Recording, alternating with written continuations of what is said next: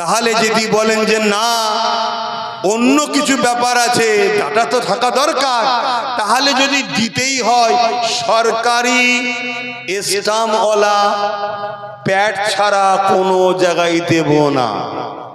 শুনছেন তো নাকি? আর যেটা দেবো তার রিসিভও নেবো, আগে থেকে জেরক্স করে রাখবো। আর মাইক খুলে নেওয়ার ক্ষমতা কারো বাপের নেই। কথা বুঝে আসছে? হ্যাঁ বলতে পারেন সিস্টেম কোর্টের আছে, কোর্টকে তো মানি রে বাবা, আইনকে মানবো না? দেশে বসবাস করবো, তাই তো সমাজ বিরোধী দেশ বিরোধী হয়ে গেলাম। কিন্তু মাইক খুলে নেবার অধিকার কে দিয়েছে? ছাবলামো ধরেছ? মাইক খুলে নেবার পারমিশন তোমায় কে দিয়েছে? এই যে আজান হক শুরু হয়ে গেল। ধরুন আমরা একসাথে 100 জন কোন একটা মিশনে যাচ্ছি, শুনছেন ভাই? বিচ রাস্তা থেকে যদি 20 জন চলে যায়, এটা উপকার করলো না ক্ষতি করলো? যদি আমরা প্রথম থেকেই 80 জন যেতাম, এই চলে যাওয়াতে যে ক্ষতিটা হলো সেই ক্ষতি কম হতো না বেশি হতো? তাই ইসলাম বলছে লড়াইয়ের ময়দানে যে পিছিয়ে যায়, নেবে পিছিয়ে যায়, আগে থেকে ছিল না আলাদা কথা, আল্লাহ তার তওবাকে কবুল করবে না। শুনছেন? তো এটা আমরা লড়াইয়ের ময়দানে এখন আছি না নাই? জুলুমের বিরুদ্ধে, অন্যায়ের বিরুদ্ধে লড়াই, প্রতিবাদ করা, এটাও কি লড়াই না? লড়াই নয়? তো এই লড়াইয়ের ময়দান থেকে যারা বিচ রাস্তায় চলে যাচ্ছেন, আমি আপনাদেরকে যদি শুনতে পান আওয়াজ দিয়ে বলবো, আপনার মতো লোক না এলে আমাদের উপকার হয়, আসবেন না, বিশেষ করে আমার বেলায়।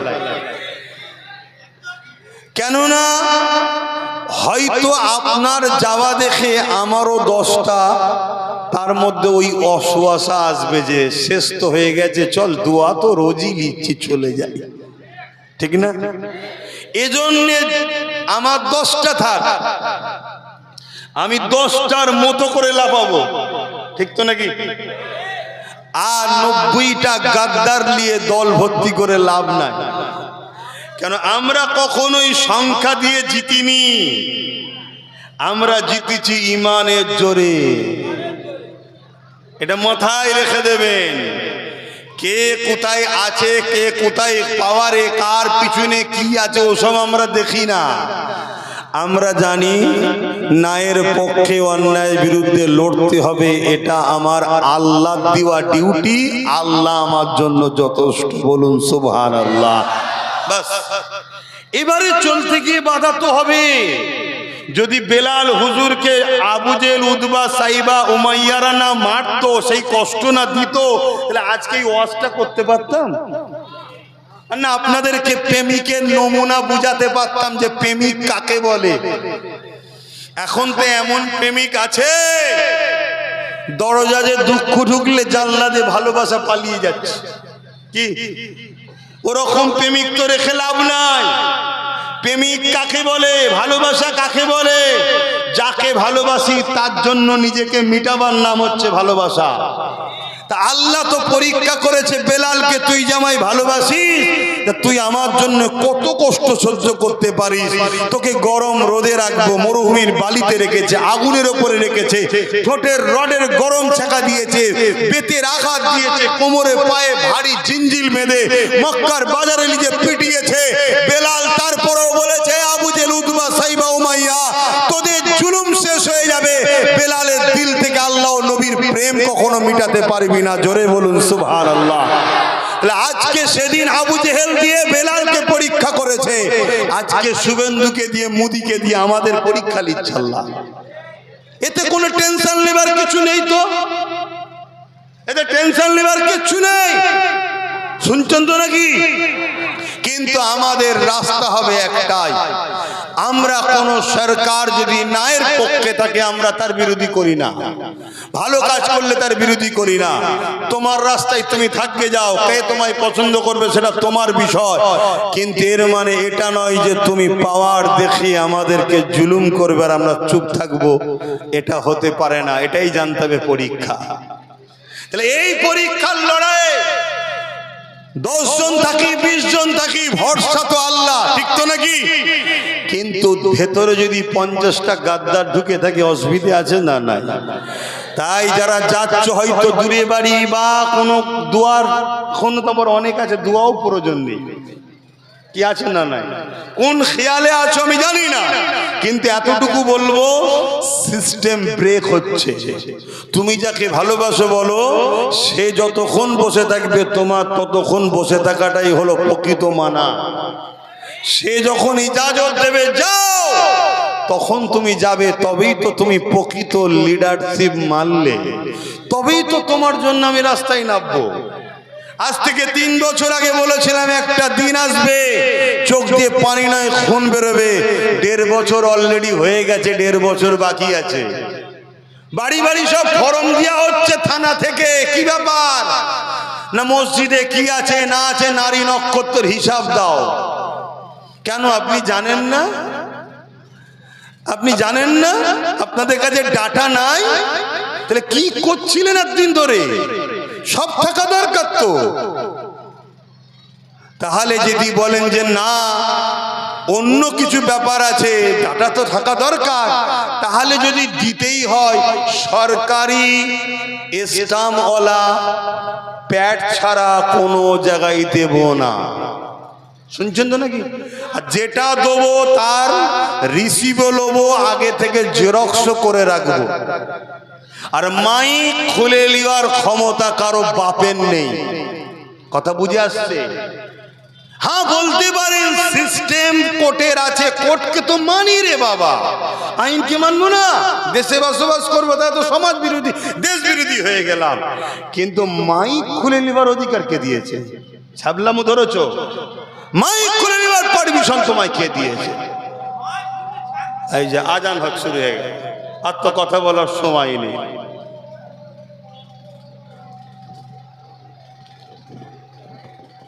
আজানটা হয়ে গেলেই দোয়া করো তো, এখানে একটা নামাজ হবে না? হবে তো? হ্যাঁ।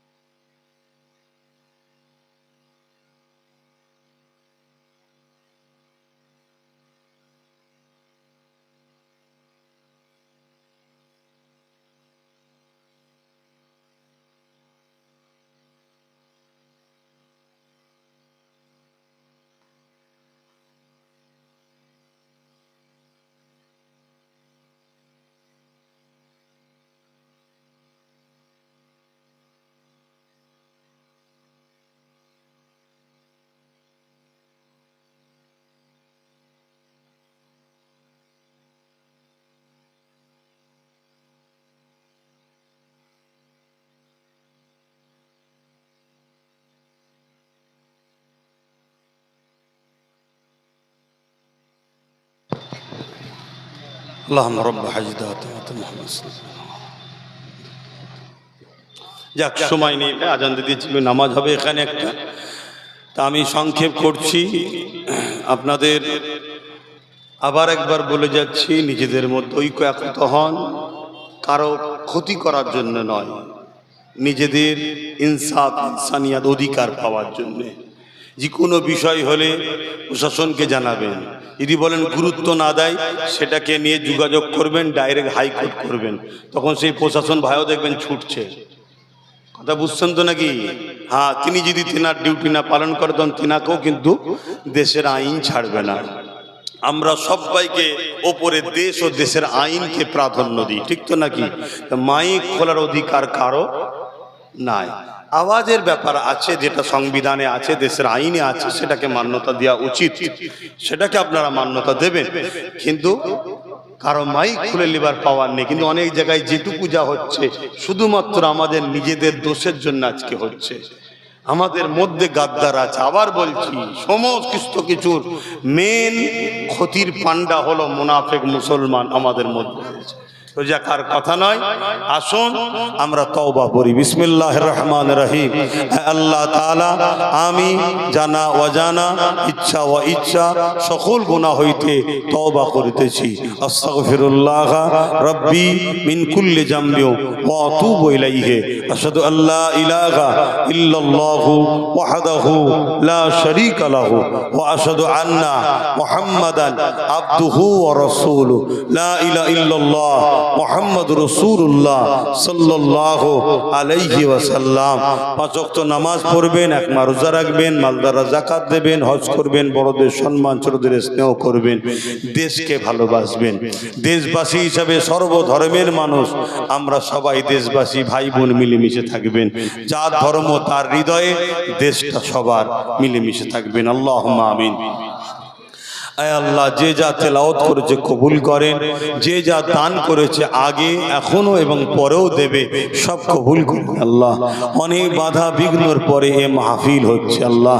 কোরআনের দুশ্মনেরা, দ্বীনের দুশ্মনেরা আজ এ মাহফিলকে বাধা অনেক দিবার চেষ্টা করেছে আল্লাহ। তারপরও আমার ভাইয়েরা অনেক কষ্ট করে কেস খামারি খেয়ে আল্লাহ আপনার দ্বীনের আলোচনার মাহফিল, আওলাদে মুজাদ্দিদ ও উলামা হযরতদের নিয়ে আজকের এই মাহফিল আল্লাহ আপনি আয়োজন করে নিলেন আল্লাহ। হয়তো যে জায়গায় হবার কথা ছিল আল্লাহ সে জায়গায় না হয়ে অন্য জায়গায় হচ্ছে, কিন্তু আল্লাহ আপনি করিয়ে নিয়েছেন আপনার দরবারে কোটি কোটি শুকরিয়া আল্লাহ।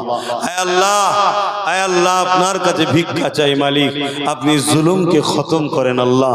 বিগত জালিমদেরকে খতম করেছেন আল্লাহ, নতুন জালিম যারা করছে, জুলুম করছে, এদেরকেও খতম করেন আল্লাহ। আল্লাহ আপনি শাইউন কাদির, আপনার কাছে বিচার দিচ্ছে আল্লাহ, এদেরকেও আপনি মিটিয়ে দেন আল্লাহ। এদের জুলুম অত্যাচারকে আপনি খতম করে দেন আল্লাহ। আয় আল্লাহ, হাবিবের খাতে রহমত করে দয়া করে আপনার কাছে হাত উঠিয়েছি। এ জমিন আসমান কায়নাতের মালিক তো আপনি আল্লাহ, আপনি ছাড়া আমাদের কেউ নেই। হাসবুনাল্লাহু ওয়া নি'মাল ওয়াকিল, নি'মাল মাওলা নি'মান নাসির। আল্লাহ, আমরা ভুল অনেক করেছি, খাতা অনেক করেছি, আমাদের অন্যায় ভুল অনেক আছে, কিন্তু মালিক আমরা আপনার দ্বীনের দুশমন নয়, কোরআনের দুশমন নয়, আপনার হাবিবের দুশমন নয়। চলতে গিয়ে ভুল করে ফেলেছি আল্লাহ, আপনি আমাদের গুনাহকে মাফ করে দিন, সাহায্য করেন আল্লাহ। এই মাহফিলকে কবুল করে কিছু সওয়াব দেন, আমার নূর নবীদের সওয়াবখানা পৌঁছে দেন। হুজুর আব্বা জান, আম্মা জান, পরিবার, সাহাবা, সাহাবিয়া, চার প্রাণী পেয়ে চার ইমাম হুজুরদের রুহের সওয়াব পৌঁছে দিন। তাম পৃথিবীর নবী, সিদ্দিকিন, সুহাদা, সালিহিন, আরিফুল্লাহ হুজুরদের রুহের সওয়াব পৌঁছে দিন। আয় আল্লাহ, আজকের এই মাহফিলে আমরা যারা হাত তুলে যে আমাদের মাই মুরব্বি যা চলে গেছে জান্নাতি করে দিন, যারা বেঁচে আছে নেক হায়াত দারাজ করুন, দ্বীন ইসলামের উপরে কায়েম রাখেন, ঈমানের জোশে বাঁচেন, ঈমানের জোশে মরণ নসিব করেন। আয় আল্লাহ, মজলুমদের সাহায্য আপনি করুন আল্লাহ। আয় আল্লাহ, রহমত করে আমার ভাইকে আপনি কামিয়াবি দান করবেন আল্লাহ। আমার নলেজ সিরিকে আপনি কবুল করুন আল্লাহ। যতগুলো বাচ্চা পড়াশোনা করতে উচ্চশিক্ষায় শিক্ষিত করুন। এই এলাকায় আল্লাহ আপনি শান্তি দেন, প্রতিটা মানবপ্রেমী মানুষ, জাতি, ধর্ম, বর্ণ মিলেমিশে থাকার তৌফিক দেন। আমার দেশের সেনাবাহিনী, পুলিশ বাহিনী, বিএসএফ বাহিনী তাদেরকেও নিরাপদে নিরপেক্ষ রাখেন। আমার দেশের হিন্দু, দলিত, আদিবাসী, সাঁওতাল, বাগদি তাদেরকেও নিরাপদে পদে নিরপেক্ষ রাখেন, ভালো রাখেন। খাস করে আমার কওমকে সবাই লুটেছে মালিক, এই কওমকে নিজের পায়ে দাঁড়াবার তৌফিক দান করেন আল্লাহ। আল্লাহ নামাজের জন্য দোয়া ছোট করছি, প্রত্যেকের মনে আশাকে কবুল করেন। হাসবুনাল্লাহু ওয়া নি'মাল ওয়াকিল, নি'মাল মাওলা, নি'মান নাসির। আমার জন্য আপনিই যথেষ্ট। বারহাক লা ইলাহা ইল্লাল্লাহু মুহাম্মাদুর রাসূলুল্লাহ সাল্লাল্লাহু আলাইহি ওয়াসাল্লাম। কাতার কোন দিকে দেবে? কাবা কোন দিকে? কাতার দেন।